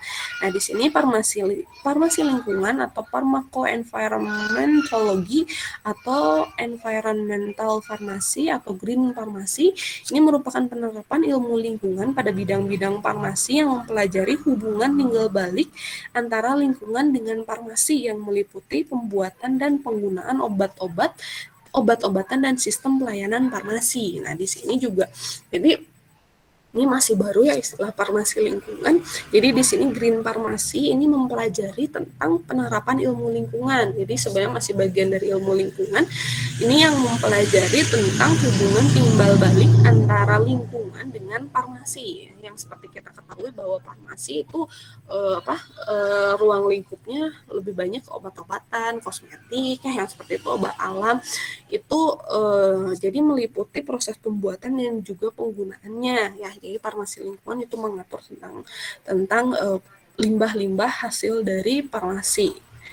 Nah, di sini batasan dan pengertian obat ini kita pelajari dulu ya tentang obat. Ini obat merupakan bahan atau panduan bahan termasuk produk biologi yang digunakan untuk mempengaruhi atau menyelidiki sistem fisiologi atau keadaan patologi dalam rangka penetapan diagnosis, pencegahan, penyembuhan, pemulihan, peningkatan kesehatan, kontrasepsi untuk manusia. Ini berdasarkan undang-undang kesehatan. Nah, obat ini merupakan bahan atau produk farmasi yang digunakan manusia atau hewan yang dimaksudkan untuk mengubah atau menyelidiki sistem fisiologi atau keadaan patologi untuk kepentingan manusia. Ini berdasarkan WHO. Ini sudah kita ketahui ya pengertian dari obat. Nah, di sini batasan obat ini berdasarkan USA atau Food Drug Administration dari USA. FDA. Nah, di sini bahan atau sediaan farmasi yang terdapat di dalam farmakope USP. Ini yang digunakan oleh FDA itu biasanya USP atau PORNAS, formulasi nasional PNF. Jadi ada USPNF, ada USP. Ini macam-macam kalau di kita diketahuinya farmakope. Bahan yang dimaksud untuk digunakan dalam diagnosis, pencegahan, penyembuhan, pemulihan, peningkatan suatu penyakit pada manusia atau hewan. Bahan di luar makanan yang dimaksud untuk mempengaruhi struktur atau fungsi manusia atau hewan. Nah, ini bahan yang dimaksud, ini digunakan sebagai suatu komponen dari bahan yang dinyatakan dalam 1, 2, 3. Nah, ini tujuan penggunaan obat ini sudah jelas ya, sebenarnya tidak terlalu saya jelasin. Ini untuk melengkapi unsur-unsur yang kurang dalam tubuh seperti vitamin, mineral, hormon, protein, dan lain-lain. Ini mencegah penyakit seperti vaksin, terus melawan, membunuh infeksi, ini antibiotik ya atau antiparasit. Ini blokade atau menghalangi sementara fungsi normal tubuh seperti anestetik atau kontrasepsi, terus koreksi terhadap suatu fungsi faal, fisiologi organ yang terganggu, ini disfungsi, hipofungsi, dan hiperfungsi. Ini untuk mengobati disfungsi, hipofungsi, dan hiperfungsi. Terus detoksifikasi racun seperti antidot, membantu dalam diagnosis, ini biasanya senyawa-senyawa radioaktif untuk tujuan rekreatif dan kegiatan religi, meningkatkan performa atlet, ini seperti doping dalam olahraga. Nah, ini ya perjalanan obat. Jadi obat itu seperti yang kita ketahui ya, mulai dari penemuan ini dengan menggunakan desain rasional. Jadi nanti kalau misalnya kalian belajar tentang kimia medisinal, itu desain obat atau penemuan obat itu dulu sebelum kita kenal yang namanya desain rasional, itu kita lakukan dengan metode trial and error. Jadi kita trial dan ya trial maksudnya kalau berhasil kita lanjutkan, kalau tidak berhasil trial and error gitu, kita tinggalkan. Nah, sekarang itu ilmu farmasi itu semakin berkembang, jadi dikenal dengan yang namanya desain rasional. Jadi desain rasional juga kita mau mendesain suatu obat itu tidak kita kira-kira lagi, tapi kita pikirkan, kalau misalnya dia sudah diketahui misalnya tuh sudah diketahui reseptor mana yang aktif, itu kita tinggal mendesain kira-kira senyawa obat yang seperti apa yang cocok bekerja di reseptor tersebut ya. Jadi nanti kalau misalnya kalian belajar KIMED itu bakalan lebih jelas. Nah, ini di sini dalam tahapan penemuan dengan desain rasional ini biasanya ada riset dasar, screening, kemudian ada uji pada hewan. Nah, setelah kita menemukan senyawa pemandu atau lead compound, jadi nanti kita ada pengujian keamanan dan khasiatan. Jadi di proses pengembangan ini ada pengujian keamanan dan khasiatan, ini uji praklinik dan klinik. Kemudian setelah dikembangkan sudah diketahui uji kliniknya bagus, uji prakliniknya bagus, kita bisa membuat atau memproduksi ini di manufaktur senyawa aktif ya, produksi senyawa aktif itu yang dilihat nanti kualitasnya, parameternya tuh. Kemudian setelah dari senyawa aktifnya kita sudah ada dan kita bisa membuat obat jadi, sediaan obat jadi. Jadi senyawa aktif ini masih bahan baku, bentuk bahan baku. Kemudian ke manufaktur obat jadi, Ini produksi sediaan jadi, terus uji post marketing. Jadi uji post marketing juga ini tuh pengujian setelah obat beredar di pasaran. Ini yang dilihat parameternya juga kualitas. Kemudian di pemasaran, distribusi dan penggunaannya. Ini untuk ada promosi, distribusi, layanan, komunikasi. Dan ini yang dilihat juga kualitas. Nah, di sini kita dikenal beberapa ada pedoman-pedoman ya. Jadi ada GLV, ada CGV, ada GMP, ada GMP, ada GDP, ada GSP, dan ada GPP. Jadi ini merupakan pedoman-pedoman kita selaku farmasis. Jadi untuk memastikan bahwa bahwa senyawa obat, maksud tuh ya senyawa aktif obat ataupun cara distribusinya itu istilahnya memastikan bahwa kualitasnya tuh terjaga gitu. Misalnya seperti GLV, dia good laboratory practice atau cara berlaboratorium yang baik. Jadi pas waktu pengembangan itu kita tuh tidak sembarangan gitu, di lab tuh kita tidak sembarangan, itu ada aturannya, ada cara berlaboratorium yang baik, itu aturannya seperti apa supaya kualitas dan juga jadi kualitas dan metode yang digunakan itu istilahnya tervalidasi. Terus ada GMP, ini good manufacturing practice. Terus ada GDV, ini good distribution practice.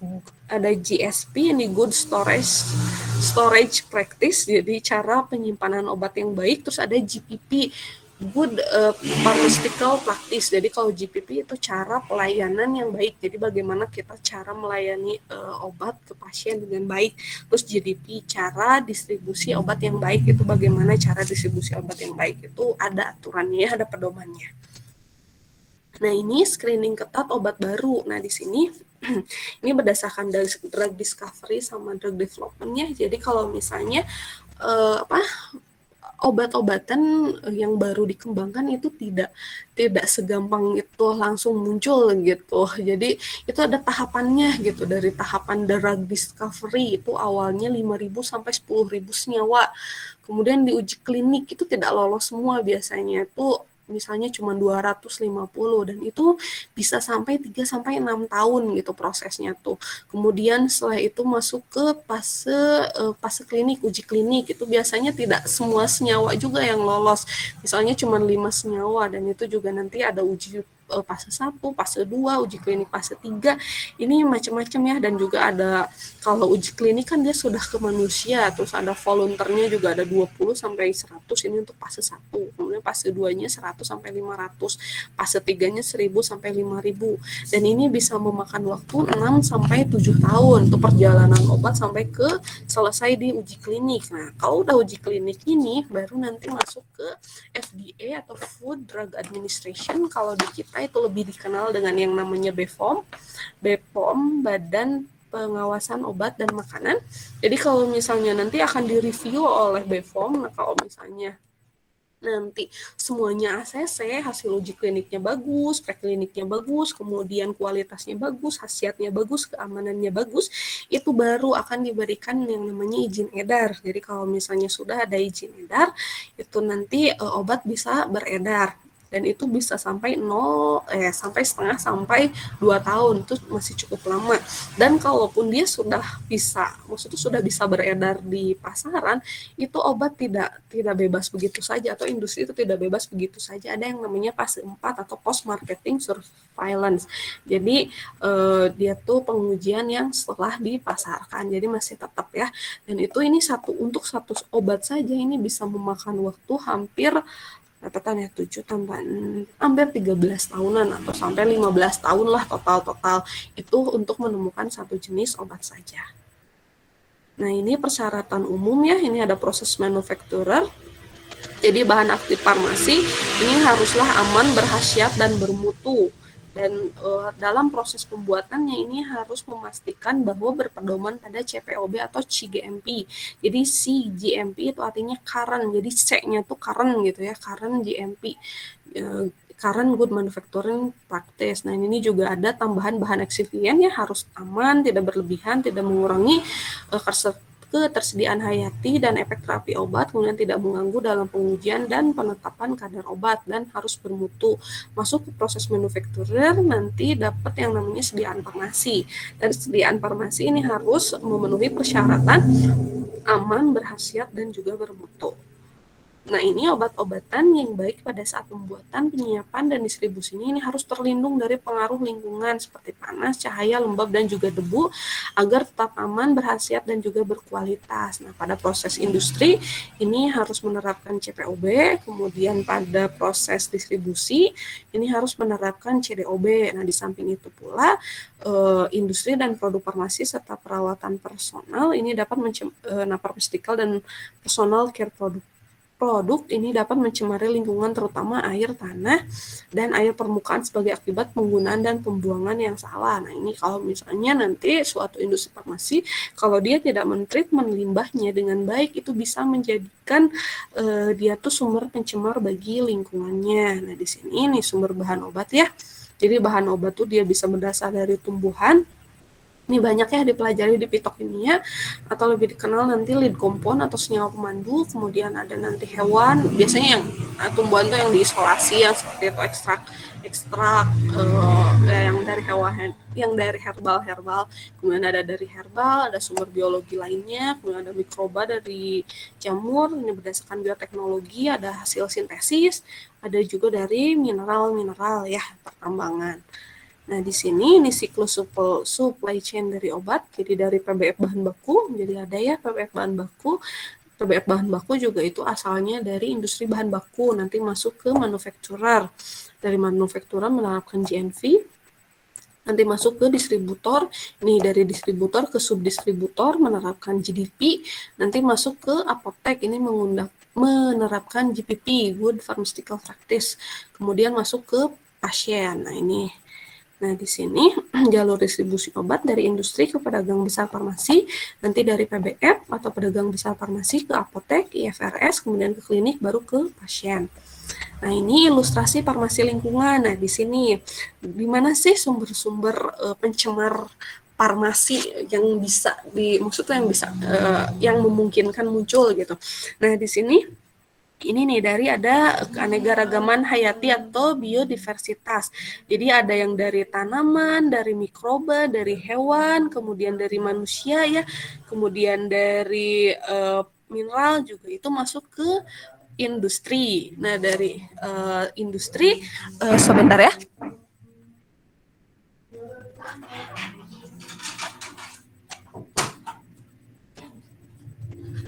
Sebentar ya.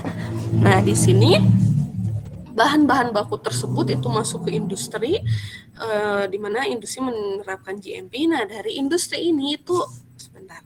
Nah, di sini ini ada hasil dari maksudnya bukan hasil sisa ya. Jadi buangan dari industri, misalnya ada proses pencucian wadah gitu. Jadi pas waktu kita membuat suatu obat itu kan pasti kita menggunakan alat-alat ya. Nah, alat-alat tersebut kan kita cuci dan dia meninggalkan limbah gitu. Jadi si obat tersebut tuh jadinya limbah gitu. Air cucian dari alat-alat tersebut tuh itu bisa jadi limbah gitu. Terus kemudian masuk ini industrinya industri bahan baku, masuk ke industri manufakturer atau industri pembuatan obatnya. Ini sama ya, dari misalnya kita menggunakan wadah-wadah untuk menyimpan obat tersebut, itu kita jadikan ujung-ujungnya jadi limbah gitu. Terus atau misalnya obat-obatnya yang substandar, atau misalnya pas waktu dicetak tablet, itu tabletnya itu tidak terbentuk sempurna, misalnya dia ada yang cracking.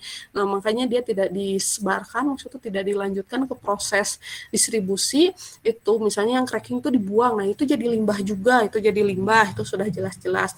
Terus nanti terbentuklah sediaan farmasi masuk ke PBF. Nah, dari PBF juga dia bisa menimbulkan atau bisa bisa ada limbah gitu dari PBF. Nah, misalnya obat-obat yang sudah kadaluarsa, misalnya tuh jadi si PBF tersebut tidak bisa mengedarkan obat-obat tersebut, misalnya tidak laku gitu, padahal sudah dibeli dari industri, ya sudah itu jadi limbah gitu, jadi limbah dari PBF-nya sendiri. Terus masuk ke apotek atau masuk ke rumah sakit, misalnya pas masuk ke rumah sakit, misalnya dia keburu expire juga, tidak keburu diberikan ke pasien, itu jadi limbah juga. Terus dari pasien juga itu bisa menimbulkan limbah, atau misalnya istilahnya ada limbah juga gitu. Nah, dari pasien beli obat tapi obatnya tidak habis gitu. Nah, itu sudah jelas-jelas itu masuk bisa jadi limbah juga. Nah, di sini kalau misalnya kita tidak mentreatment limbah-limbah tersebut, ini bisa menyebabkan kerusakan ke lingkungan atau bisa berbahaya bagi lingkungan. Nah, makanya di sini ada yang namanya IPAL atau instalasi pengolahan air limbah. Nah, kita treatment dulu di IPAL baru dibuang ke lingkungan. Nah, di sini masalah lingkungan yang berkaitan dengan industri farmasi, ini misalnya limbah cair industri farmasi, limbah padat yang berbahaya, kemudian ada emisi dan pencemaran udara, pencemaran bahan kimia dan biologi, kemudian ada gangguan terhadap biodiversitas, pencemaran lingkungan oleh penanganan obat yang rusak dan tidak digunakan, dan cemaran terhadap produk farmasi selama produksi, distribusi, dan juga penyimpanan. Terus ada masalah bioetika. Nah, ini ya, jadi diproduksi bahan baku farmasi ini sudah banyak zat-zat kimianya, kemudian masuk jadi bahan aktif, kemudian masuk jadi sediaan farmasi dan jadi obat. Nah, ini di sini bisa kita lihat ya limbah-limbahnya. Misalnya dari produksi bahan aktif farmasi itu ada limbah, misalnya limbah dari pelarut yang digunakan misalnya itu, atau proses pencucian itu jadi limbah.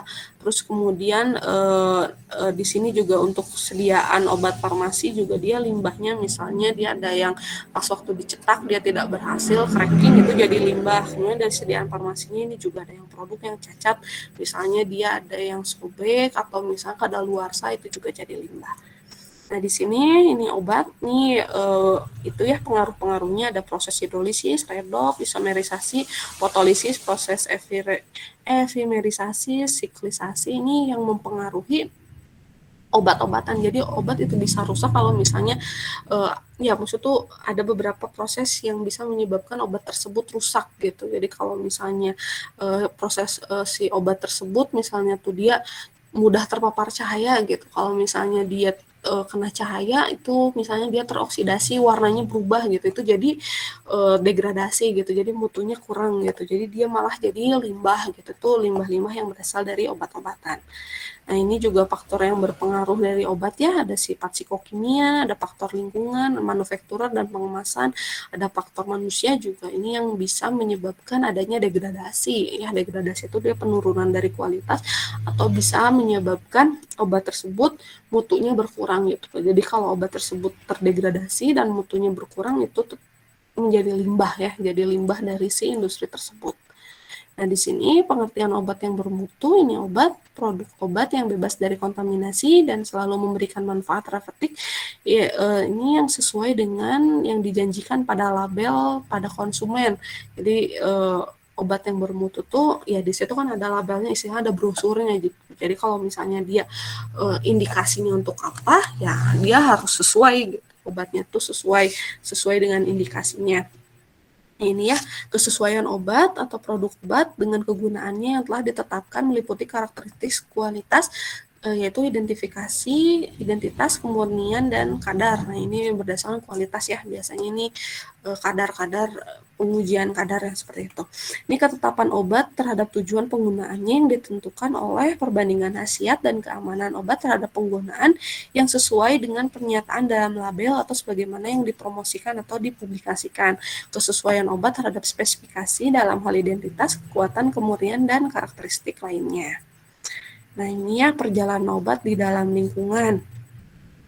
Jadi obat itu tuh di sini kita ambil contoh misalnya obat yang diberikan ke di manufakturer gitu. Jadi obat memproduksi apa maksud tuh suatu industri itu memproduksi obat, nanti obatnya masuk atau limbahnya dari industri tersebut masuk ke water treatment, wastewater treatment. Jadi kalau misalnya Indonesianya itu IPAL, instalasi pengolahan air limbah, kalau bahasa Inggrisnya itu WWTP. Jadi kalau misalnya nanti kalian sering dengar WWTP itu namanya wastewater treatment proses apa ya, kayaknya saya lupa, pokoknya WWTP itu bisa kalian cari ya. Dan nanti kalau misalnya sudah di treatment masuk ke air, dari air masuk ke lingkungan, misalnya dia atau masuk ke tanah. Jadi ini ada siklusnya ya. Jadi nanti dari siklus itu masuk lagi ke air. Terus misalnya nah ujung-ujungnya, jadi di sini bisa kita lihat kalau misalnya obat yang jadi limbah itu ujung-ujungnya masuk ke tanah gitu ya. Jadi dia mencemari air dan juga bisa mencemari tanah. Nah, karena itulah harus kita treatment terlebih dahulu supaya dia tidak berbahaya ke lingkungan. Nah, ini perjalanan obat yang dikonsumsi ke dalam lingkungan. Ini di sini ada dokter kerjasama dengan farmasis ini memberikan obat ke pasien, ini udah dikonsumsi, diekskresikan atau dibuang ya, ini masuk ke lingkungan juga. Terus kalau misalnya dia tidak digunakan, unused, dia dibuang, itu bisa masuk ke tempat sampah, itu masuk ke lingkungan, dan ujung-ujungnya istilahnya di sini bisa menyebabkan pencemaran ke lingkungan. Nah, ini konsekuensinya penanganan obat yang tidak memadai ini secara umum. Awalnya obat bukan ancaman yang serius bagi kesehatan masyarakat ataupun di lingkungan. Nah, obat hanya menyembuhkan dari penyakit dan menyelamatkan kehidupan manusia, hewan, dan tumbuhan. Penanganan dan pembuatannya yang tidak layak dan memadai ini dapat berbahaya karena menimbulkan kontaminasi pada sumber air atau air permukaan setempat.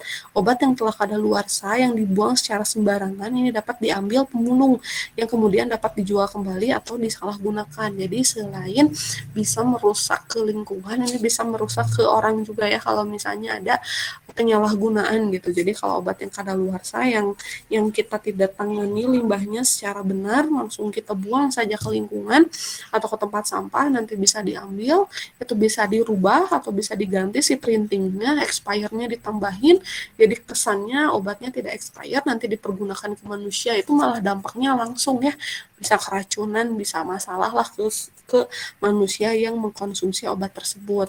Nah, di sini juga beberapa kelompok obat ini sangat berbahaya terhadap lingkungan jika penanganannya tidak aman dan tidak baik yang dapat menimbulkan resiko bagi kesehatan masyarakat. Misalnya golongan antibiotik, desinfektan, sitotoksik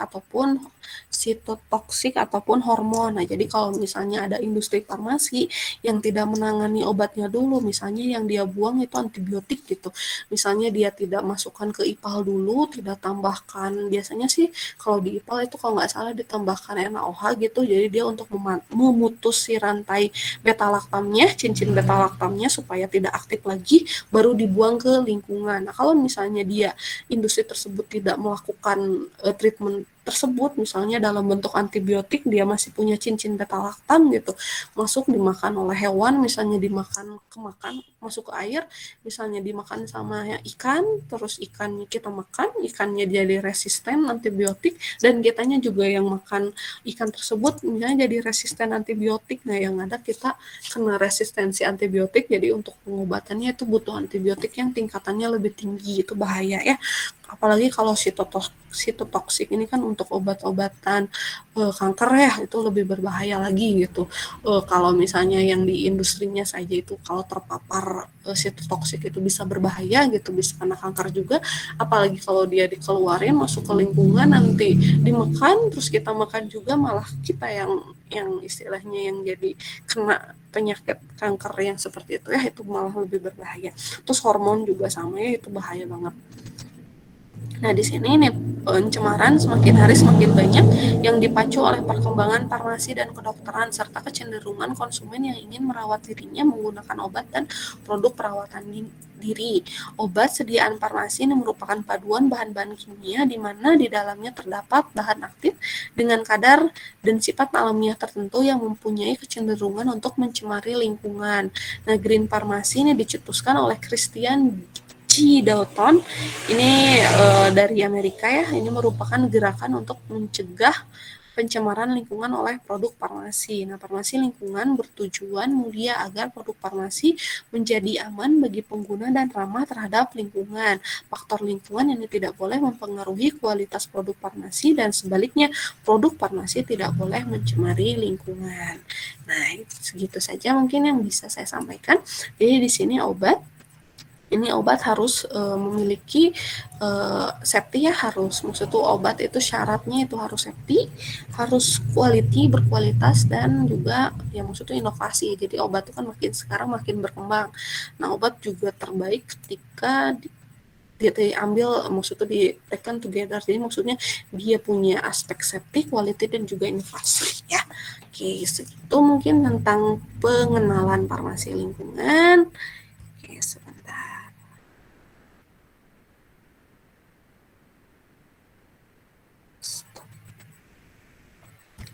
Nah, cukup panjang juga ya untuk pengenalan lingkungan, farmasi lingkungan. Ya mungkin itu yang bisa sampaikan, yang bisa saya jelaskan sedikit tentang pengenalan farmasi lingkungan. Jadi nanti ke depannya kita akan lebih banyak membahas tentang pencemaran-pencemaran lingkungan oleh produk-produk farmasi dan juga bagaimana cara penanganannya. Jadi nanti kalian akan belajar tentang IPAL, instalasi pengolahan air limbah, terus atau namanya WWTP ya, waste water treatment apa gitu, kayaknya saya lupa lagi. Terus nanti ada yang pengolahan limbah padat, limbah cair, itu seperti apa ya perbedaannya. Terus nanti juga kalian bakalan tahu kalau misalnya di IPAL tuh nanti ada yang namanya indikator biologis. Biasanya nanti dimasukkan ikan mas yang punya dia tuh apa namanya tuh, yang dia tuh sensitif terhadap pencemaran sesedikit apapun. Kalau misalnya nanti suatu industri mau membuang apa namanya tuh, membuang limbahnya, itu nanti dilewatin ke ikan mas. Jadi kalau misalnya ikan masnya mati, berarti airnya masih bahaya. Tapi kalau misalnya ikan masnya tidak mati, oh berarti udah aman bagi lingkungan. Itu biasanya seperti itu. Nanti kalian bakal mengenal yang namanya aerasi. Jadi aerasi, terus ada yang BOD, ada yang COD, itu kandungan biasanya BOD, COD, kandungan oksigen di dalam air. Terus nanti kita kenal juga ada insenerator ya. Jadi insenerator itu biasanya untuk penghancuran limbah-limbah yang berbentuknya padatan ya. Ya mungkin itu saja. Ada yang ditanyakan? Cukup panjang ya kalau misalnya untuk farmasi lingkungan.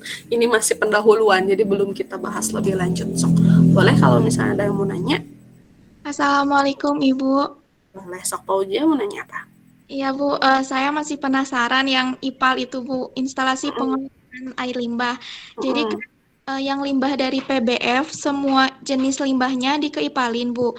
Terus nanti di treatment supaya tidak berbahaya untuk lingkungan. Nah ujung-ujungnya tetap dibuangnya ke tanah gitu Bu, atau gimana? Oke, nah IPAL, jadi gini ya, nanti kalian juga, maksud tuh ya bukan, ya gini ya, jadi dulu pengalaman saya kerja di industri. Jadi kerja di industri itu, setiap industri itu biasanya punya yang namanya IPAL. Nah biasanya juga di sini kalau nggak salah puskesmas dekat rumah saya juga itu ada yang menyediakan IPAL. Di Dinkes juga itu ada IPAL, jadi bisa kita tuh menitipkan kalau kita tidak punya IPAL, kita bisa ke sana. Ataupun ada yang namanya pihak ketiga, jadi pihak ketiga tuh dia khusus pengolahan limbah-limbah seperti itu ada ya. Nah, kalau misalnya IPAL, jadi nanti tuh kalau misalnya kalian berkunjung ke industri, jadi di IPAL tuh nanti tuh ada beberapa kolam ya. Jadi ada yang pertama kolam penerimaan. Jadi semua bentuk limbah, jadi misalnya kan kalau misalnya kita bikin nih, misalnya di industri tuh kita mau bikin obat ya, kan pasti ada proses pencuciannya gitu. Nah, atau misalnya reaksi-reaksi di QC gitu. Di QC kan ada reaksi-reaksi juga, dan itu kita tidak bisa langsung buang ke selokan gitu, tapi kita buangnya tuh ke IPAL gitu. Kita masukin ke IPAL, nanti ada ruang yang pertama, ada ruangan yang kolam yang pertama, itu di kolam pertama nanti dikumpulkan, terus nanti masuk ke kolam yang kedua. Nanti di kolam kedua itu diberikan treatment, itu biasanya diberikan senyawa-senyawa kimia atau senyawa biologi. Jadi biasanya dimasukkan mikrobakteri yang bisa dia tuh bakteri anaerob, kalau nggak salah tuh bakteri anaerob sama bakteri aerob. Jadi yang dia tuh digunakan supaya dia bisa merusak senyawa-senyawa kimia. Jadi senyawa kimianya nanti didegradasi dulu. Nah setelah itu nanti ditambahkan senyawa kimia lainnya yang bisa menurunkan dari sifat toksik si senyawa tersebut. Terus nanti masuk ke kolam berikutnya, misalnya kolam ketiga. Nanti di situ ada alat yang namanya aerator. Nah, aerator tuh dia alat yang bisa menambahkan oksigen ke dalam si air tersebut. Jadi kalau misalkan biasanya kalau limbah-limbah tuh kan ya lebih banyak senyawa kimianya gitu dibanding kayak oksigennya. Nanti dimasukin, dia ditambahkan, bakal gerak terus-terusan. Nanti kalian bisa cari ya, pasti banyak di YouTube lah yang seperti itu. Itu nanti si aerator dia bakalan bekerja dengan menambahkan oksigen ke dalam si air limbah. Nanti setelah itu masuk ke kolam yang keempat. Nah, di kolam keempat nanti bakal dilakukan pengetesan atau pengecekan. Nanti dicek apakah dia tuh BOD, COD-nya dia cukup atau tidak. Jadi BOD tuh binding oksigen apa ya? Saya lupa lagi ya untuk untuk apa namanya tuh untuk kepanjangannya. Jadi nanti dicek COD sama BOD-nya. Kalau misalnya nanti COD sama BOD-nya sudah memenuhi persyaratan dari kolam kelima, jadi nanti diuji oleh orang-orang QC. Biasanya ada pengujiannya gitu, dan juga diuji oleh orang dari dari departemen apa sih namanya lingkungan hidup. Ada itu jadi departemen lingkungan hidup itu biasanya suka melakukan audit, disidak masuk, jadi untuk melihat apakah kesesuaian antara pengujian hasil industri tersebut dengan yang diuji oleh departemen lingkungan hidup tersebut. Nah, nanti setelah masuk di kolam 5, kalau misalnya memang lolos, misalnya sudah bagus yaitu BOD-nya sudah bagus, COD-nya sudah bagus, zat-zat yang berbahaya sudah tidak ada, kan tadi sudah diuraikan oleh bakteri anaerob, kemudian sudah ditambah senyawa kimia juga. Biasanya kalau yang kayak industri yang memproduksi antibiotik misalnya kayak amoxicillin, itu kan ada cincin beta laktam ya, dan dia tidak bisa didegradasi oleh bakteri-bakteri yang seperti itu biasanya ditambahkan senyawa kimia lain. Saya tuh dulu tuh pernah, kalau nggak salah nggak tahu NaOH atau apa, nanti saya cari lagi ya. Jadi pas ditambahin senyawa tersebut, NaOH misalnya, itu nanti si cincin beta laktamnya dia putus.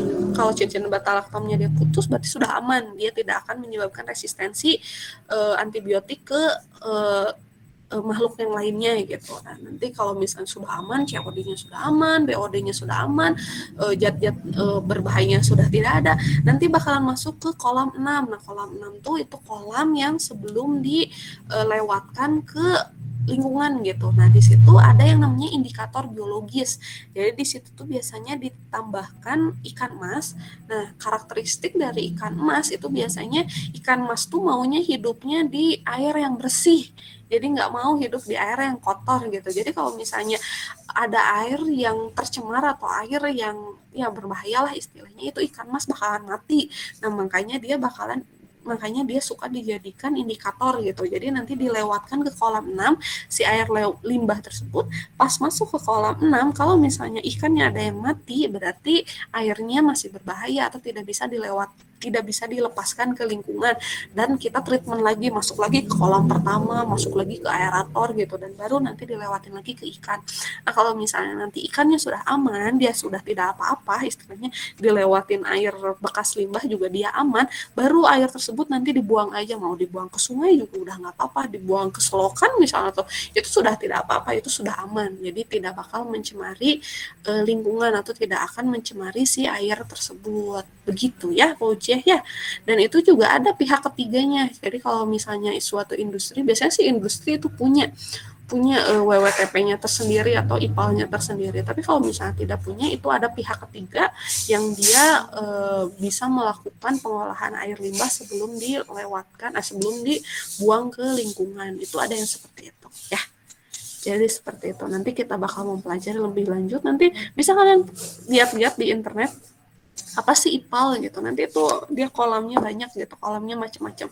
Ada alat di tengahnya itu namanya aerator, jadi dia untuk menambahkan oksigen, aerasi ke dalam si air tersebut. Nanti ditambahin bakteri anaerob biasanya, terus ditambahin juga zat-zat kimia. Kalau misalnya si limbah kita misalnya antibiotik yang punya cincin beta laktam gitu, biasanya untuk memutus cincin beta laktamnya itu ditambahin senyawa kimia dulu, baru nanti dilewatkan ke indikator hidup. Biasanya ikan mas, soalnya karakteristik dari ikan mas dia tuh sensitif sekali terhadap air yang kotor. Jadi kalau misalnya, jadi jangan kita simpen di situ tuh kayak apa, yang kuat tuh lele gitu, jangan ya. Kalau lele kan dia tuh masih kuat gitu, dia tuh masih kuat terhadap air yang kotor. Tapi kalau kayak ikan mas dia tuh sensitif, airnya kotor sedikit dia bakal mati. Nah kalau misalnya di ikan mas aja hidup istilahnya, oh berarti ke manusia juga aman. Makanya dia bisa dibuang ke lingkungan atau biasanya dibuang ke sungai. Dibuang ke sungai juga boleh, dibuang ke apa namanya tuh selokan juga nggak apa-apa. Udah aman kalau seperti itu. Itu biasanya untuk pengolahan limbah-limbah yang cair ya, seperti itu. Begitu ya Fauziah ya. Kebayang nggak? Kebayang Ibu, terima kasih banyak penjelasannya Bu. Oke, sama-sama. Kalau nggak kebayang pasti banyak lah di internet ya. Kalau misalnya, gimana sih kolam-kolam tuh gitu. Nanti banyak kok, itu berdasarkan pengalaman saya aja dulu pas waktu kerja di industri. Soalnya saya sering megang IPAL. Sok, ada yang ditanya lagi? Ibu izin bertanya. Boleh, siapa yang nanya? Ada Rena. Oh, sok, kenapa sok ada Rena?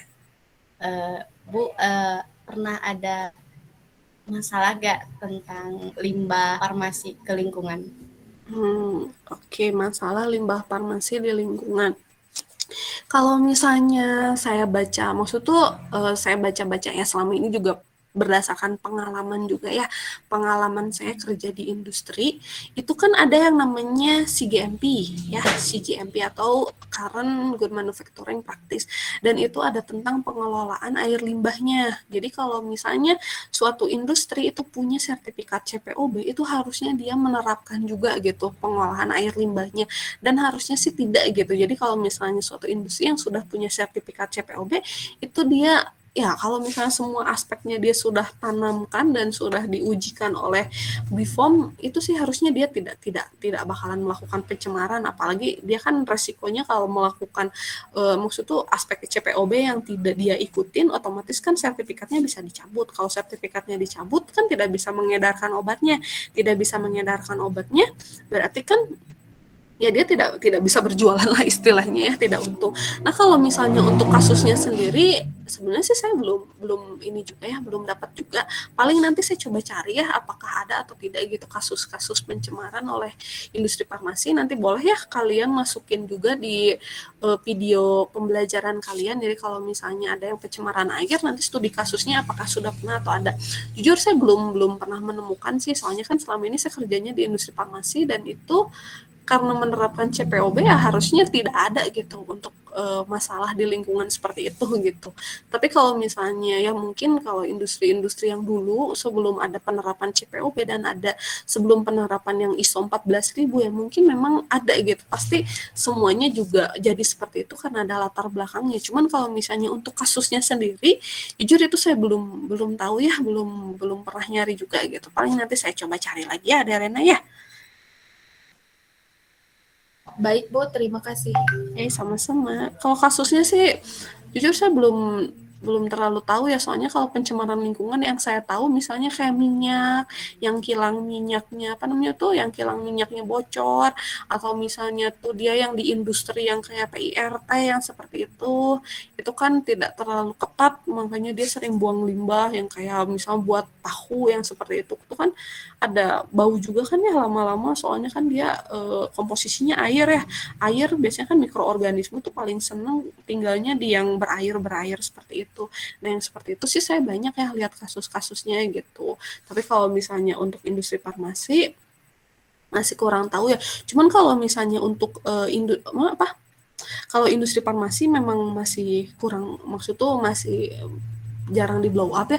Tapi kalau misalnya untuk pencemaran yang dalam bentuk misalnya tuh si obat misalnya dari apotek gitu tidak dilakukan tidak dilakukan treatment, kan biasanya kalau misalnya di apotek ada obat expire, itu kan ada aturannya ya, ada Permenkesnya, itu harus digunting dulu, itu harus dikeluarin obatnya, terus obatnya harus diairin supaya tidak ada penyalahgunaan. Nah, pernah saya nonton berita gitu istilahnya, itu pernah terjadi. Jadi si obat itu dibuang saja tanpa dirusak terlebih dahulu oleh apoteknya. Katanya terlalu banyak gitu, terlalu banyak obat yang expire-nya gitu. Langsung aja dibuang ke tempat sampah. Nah, ternyata di tempat sampah itu kan masuk ke TPU ya, tempat pembuangan sampah yang umum yang gede gitu.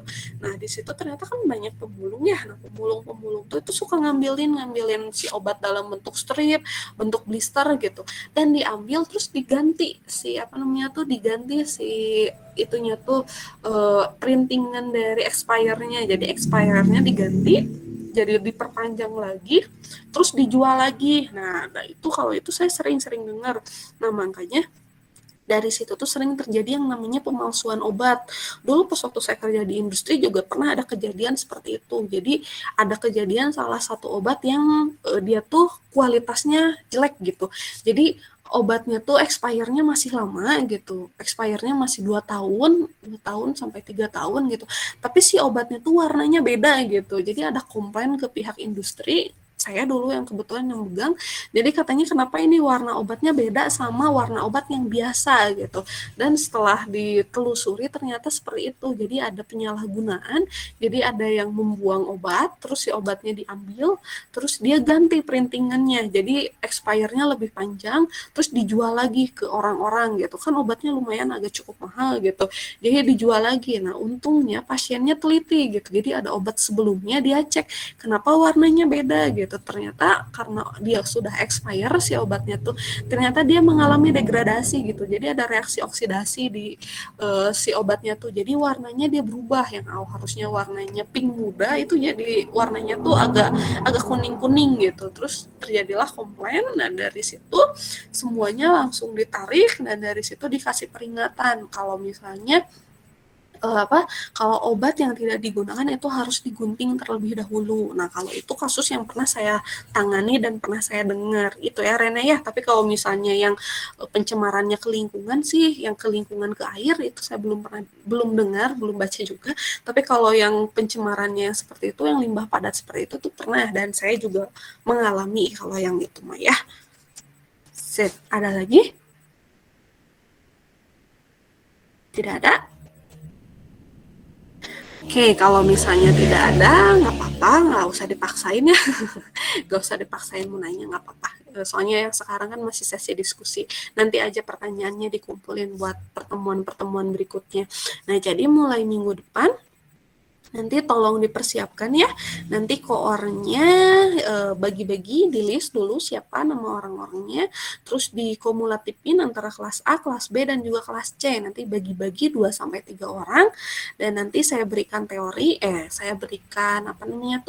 berikan topik. Jadi sebisa mungkin kelompoknya tuh ada 13 kali 2, minimal 26. Kalau misalnya lebih dari 26 itu lebih bagus. Kalau misalnya bisa, berarti nantilah itu mas saya sama koordinator yang diskusi lebih lanjut. Jadi nanti tolong dipersiapkan, kalian nanti bikin video sekreatif mungkin, semenarik mungkin, sejelas mungkin untuk mendapatkan nilai yang besar ya. Jadi bisa membantu sekali gitu. Kemarin juga pengalaman yang nilainya saya kasih 90, itu membantu sekali ke nilai gua sama UTS-nya. Jadi nanti kalian buat semaksimal mungkin, nanti deadline-nya setiap hari Sabtu ya. Jadi setiap hari Sabtu itu kalian kirimkan dulu ke saya. Soalnya kan saya harus pelajari juga. Saya harus lihat juga apakah dia sudah bagus atau tidak, yang dipilihnya yang mana gitu. Jadi nanti hari Minggu saya coba lihat mana yang bagus, dan nanti hari Senin itu saya sudah upload lagi. Sebelum mata kuliah dimulai pasti itu sudah ada di YouTube, channel YouTube saya, dan nanti tinggal kalian tonton saja di sana, pelajari, terus nanti kita masuk ke sesi diskusi, dan selesai sesi diskusi itu nanti ada yang namanya kuis ya. Jadi kalian belajarnya dari pagi, dari video terupload, kalian belajar, terus nanti kalian kuis di akhir perkuliahan ya. Untuk sesi diskusi nanti dimanfaatkan untuk nambah-nambah nilai ya. Jadi nanti kalian tanya aja apapun yang kalian penasaran, pelajari aja maksudnya yang kalian penasaran, yang kalian bingungin, tanyain aja, tidak usah sungkan dan tidak usah malu ya. Kita belajar bersama di sini. Oke, kalau misalnya sudah tidak ada yang ditanyakan, saya tutup perkuliahan farmasi lingkungan. Terima kasih atas perhatiannya. Wassalamualaikum warahmatullahi wabarakatuh.